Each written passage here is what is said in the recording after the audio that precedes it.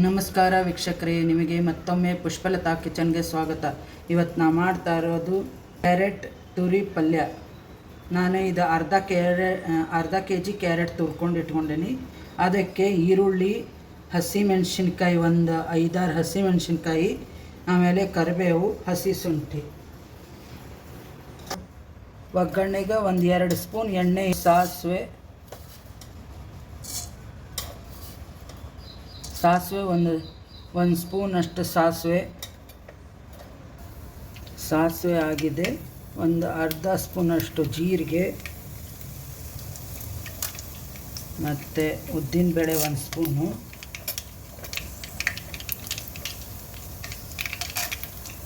ಕಡಲೆಬೇಳೆ 1 ಸ್ಪೂನ್,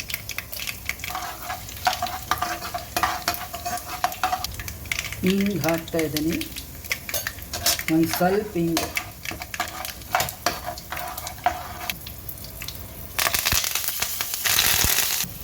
ಕರಿಬೇವು ಹಾಕಿದ್ದೇನೆ ಇವಾಗ.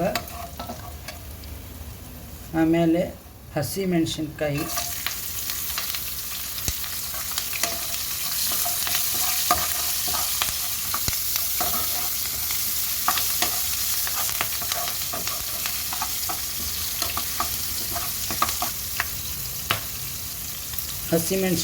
ಕರಿಬೇವೆಲ್ಲ ಆಗಿದೆ.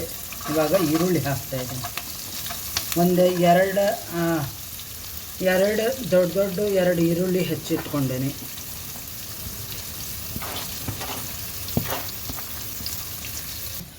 ಸ್ವಲ್ಪ ಅರಿಶಿನ ಪುಡಿ,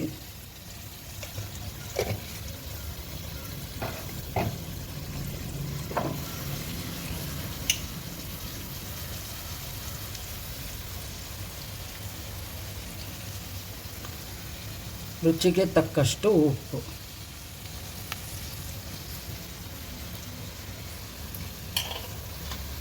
ಈ ಥರ ಎಲ್ಲ ಚೆನ್ನಾಗಿ ಕಲಿಸ್ಕೋಬೇಕು.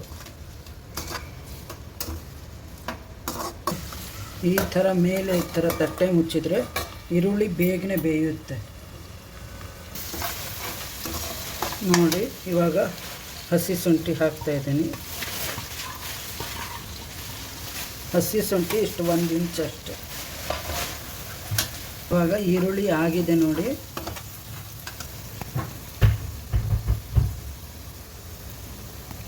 ಈಗ ಕ್ಯಾರೆಟ್ ತುರಿನ ಹಾಕ್ತಾಯಿದ್ದೀನಿ.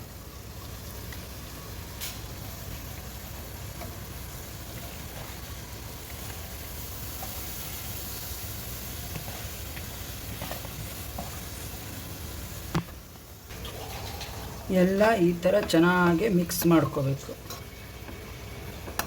ಪ್ರಿಯ ವೀಕ್ಷಕರೇ, ನಿಮಗೆಲ್ಲರಿಗೂ ಮತ್ತೆ ಪುಷ್ಪ ಕಿಚನ್ಗೆ ಸ್ವಾಗತ.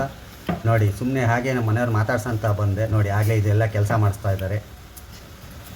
ನೀವು ಕೂಡ ನಿಮ್ಮ ಮನೆಯಲ್ಲಿ ಈ ಥರ ಸಹಾಯಗಳು ಮಾಡಿ. ಈ ಪಲ್ಯ ಚಪಾತಿಗೆ ಚಪಾತಿ ರೊಟ್ಟಿಗೆ ತುಂಬ ಚೆನ್ನಾಗಿರುತ್ತೆ. ಮನೆಯಲ್ಲಿ ಟ್ರೈ ಮಾಡಿ ನೋಡಿ. ಸಬ್ಸ್ಕ್ರೈಬ್ ಮಾಡಿ, ಬೆಲ್ ಐಕಾನ್ ಕ್ಲಿಕ್ ಮಾಡಿ.